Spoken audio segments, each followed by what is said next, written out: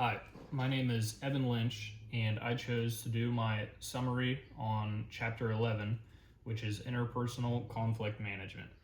I chose to do my summary on this chapter because I believe this is very important in our everyday lives, whether it be personal relationships, work relationships, school, or whatever it is. We all are going to run into conflicts, and we need to understand how to manage them and solve them properly.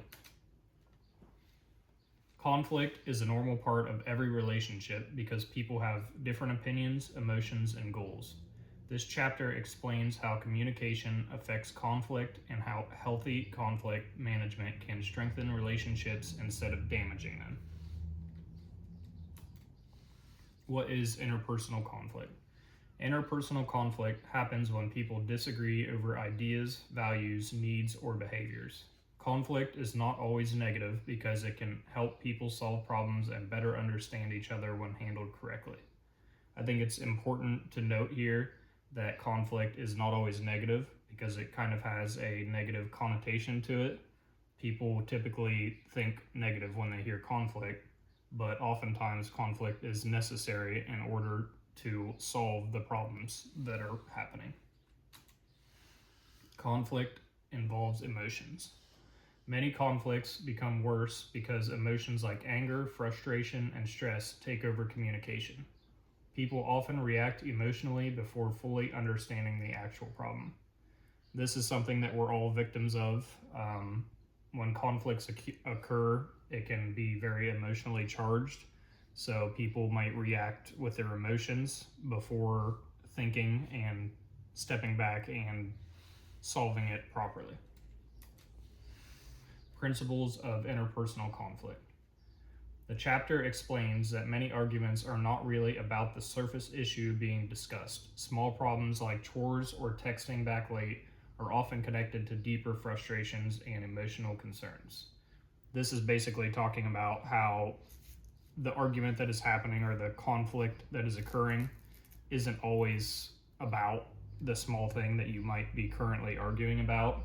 Oftentimes it's about something deeper that is unsolved.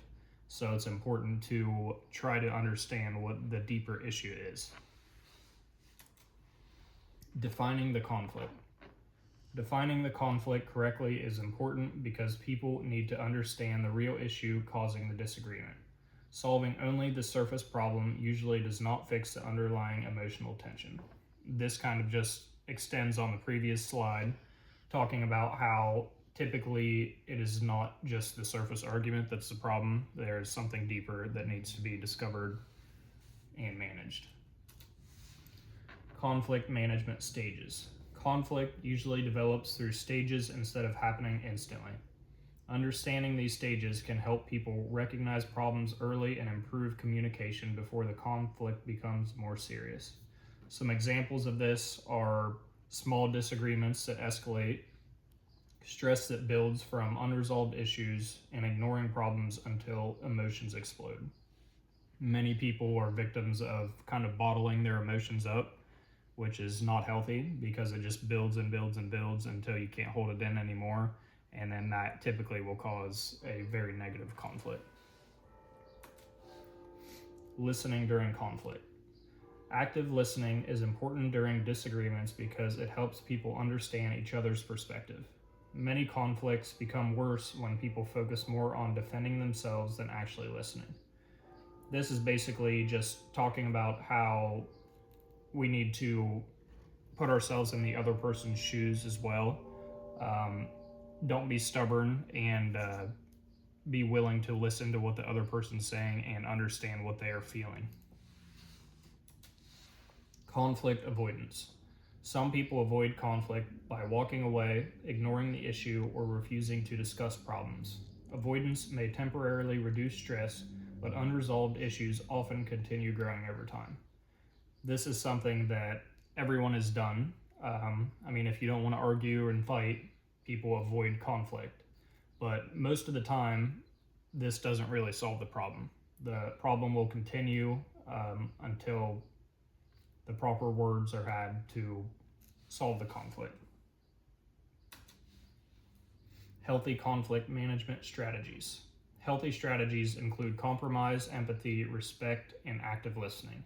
These approaches help people solve problems while maintaining stronger and healthier relationships.